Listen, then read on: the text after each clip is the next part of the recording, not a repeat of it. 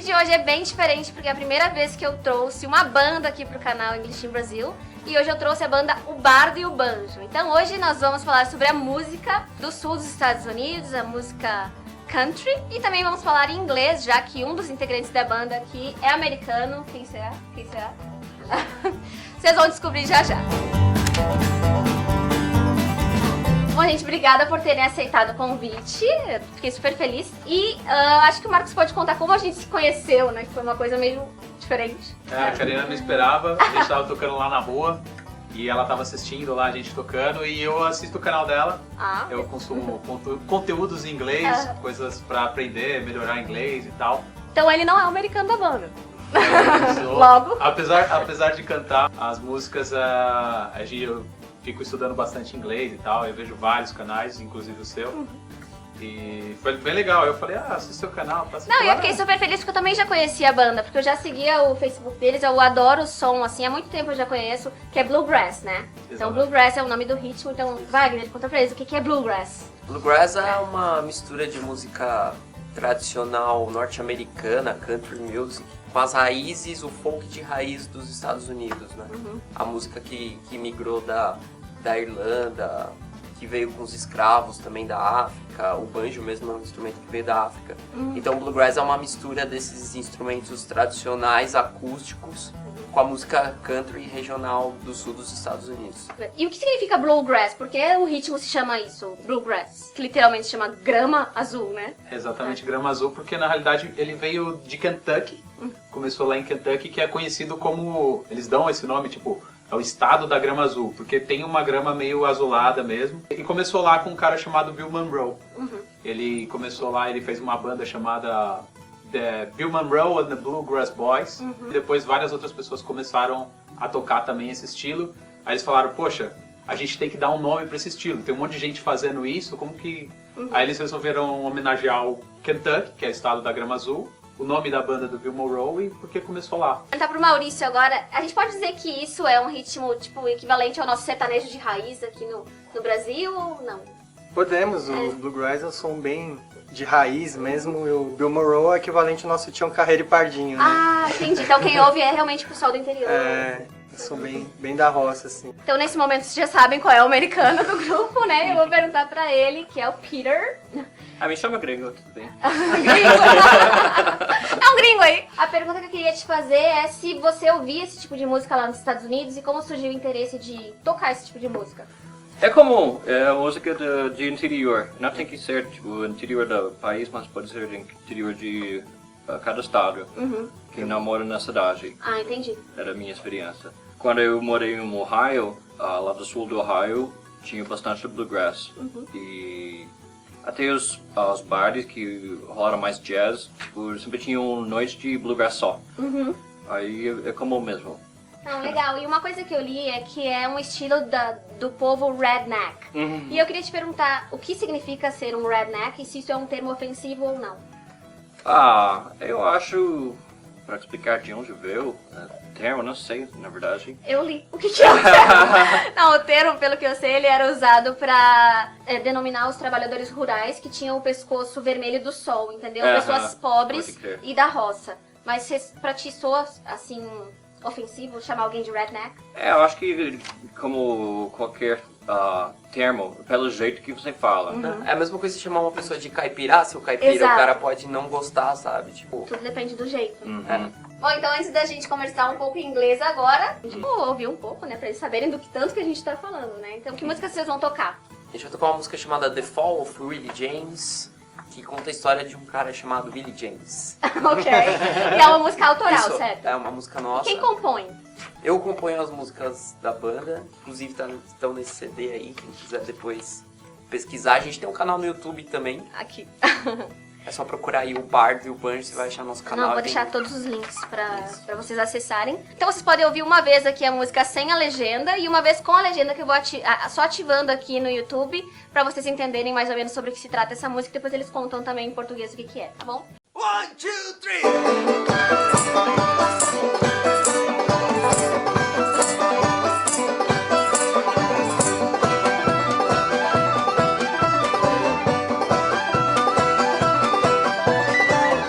Story tells about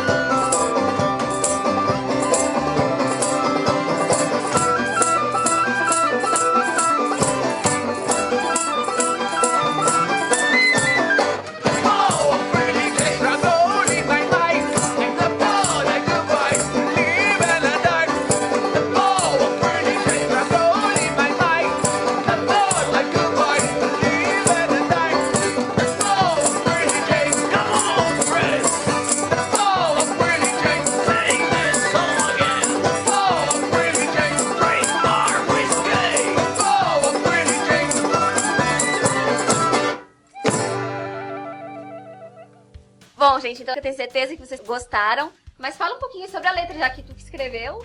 Sobre, pra quem não entendeu. Conta a história de um cara chamado Willie James, que muita gente achava que ele era rico porque ele vivia viajando por aí, mas na verdade ele era um andarilho, descendente de irlandeses, por isso que a música tem um pouquinho dessa pegada mais irlandesa, fortinho isso. Esse cara, o Willie James, ele vai parar numa cidade chamada Portland, que fica no estado do Oregon.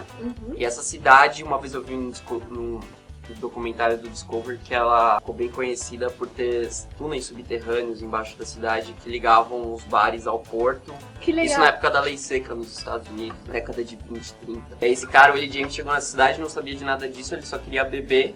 E aí ele bebeu demais no bar e ele não tinha dinheiro pra pagar a conta, e os caras falaram, puta, vamos dar uma lição, né? Esse cara, o que a gente vai fazer? Aí os caras decidiram jogar ele dentro desses túneis subterrâneos, jogar ele lá no meio e pra ele tomar um susto e nunca mais voltar na cidade. Aí o Willie James acordou e ele viu um monte de barril de uísque e ele conseguiu abrir um barril e falou, meu Deus, tô no céu, morri. E agora é que eu vou beber mesmo. Aí ele começou a beber e realmente morreu. E aí a música meio triste, assim, a letra, por causa que fala da queda de Willie James, né? Jogaram ele nesses túneis subterrâneos. Mas é alegre também porque celebra a vida dos grandes beberrões da história. Nossa, sensacional. E se vocês entenderam, pelo menos um pouco, disso tudo que o Wagner contou aqui da música, deixa aqui nos comentários do quanto da música vocês entenderam. Let's talk to Peter a little bit, the gringo one. Gringo one. Yeah, so you play the violin, right? I play the violin. Yeah, maybe you could teach the names of the instruments for Okay. people. Yeah. This instrument has a couple different names. You can call it the double bass, you could call it the acoustic bass, and I guess the least formal name would be the upright bass. And then we have the banjo. Banjo. I guess the difference between banjo and banjo. Okay, just the pronunciation because the spelling is the same. Banjo. Banter. If you are a redneck, Redneck accent. call it banter. Really? And then mandolin. Mandolin. There's lots of funny conversation and jokes about the difference between a violin and the fiddle. And people ask all the time, oh, you played the violin, what's the difference between the violin and the fiddle? And there's a million jokes I could say because it's always a good topic, but honestly, it's just the style of play that's different. Fiddle is usually used for bluegrass. Oh. Violin is usually like with the orchestra and stuff like that. And there's a joke about it, right? Yeah, one difference between a violin and a fiddle is about $10,000. As we're talking about the style and about the countryside, let's talk about accents too, because lots of people are curious about accents in the United States. So in Brazil, people can easily recognize me as a gaúcha because of my accent. Could you talk about the accents in the United States, so the Sure. differences? Yeah, sure. The extreme parts of the country have their own accent. I could say, well, there's a famous movie, Fargo, that was recorded very close to the Canadian border, and they have a very funny accent. It's probably the most funny. It's they say like, "What kind of boat you talking about?" It's completely crazy. Then the opposite would be like Texas. And I guess the whole South United States would probably use the word y'all a lot, which is really informal. You don't want to hear your doctor say y'all. Then New York has lots of like Jewish people, lots of Italian people, and they have their own like very strong accent. Boston, instead of saying get in your car, they say get in your car. Cat? Really? In Boston? And then it's a little bit less exaggerated in the interior. Like I lived in Ohio, and they have a little smaller accents. Like they say yeah. Which For is what? the name of a city would be Cincinnati. I'm from Pennsylvania, so we say Cincinnati. There they say like Cincinnati. I think it's crazy. Okay. One thing that's interesting is when I moved to Columbus, Ohio, that's actually a place that's thought to be a neutral place that has no accent. And lots of news reporters that are training to get rid of their accent to be on television actually go to Columbus, Ohio, just to train how to speak without an accent. I learned that, and I thought that was pretty interesting. Yeah. And which English accent is the most difficult for you to understand as a native speaker? As a native speaker. Yeah. Well, inside the United States, anybody that's really from the interior, like the interior of West Virginia, and they don't speak very clearly, I have to ask them, what did you say about 4 more times?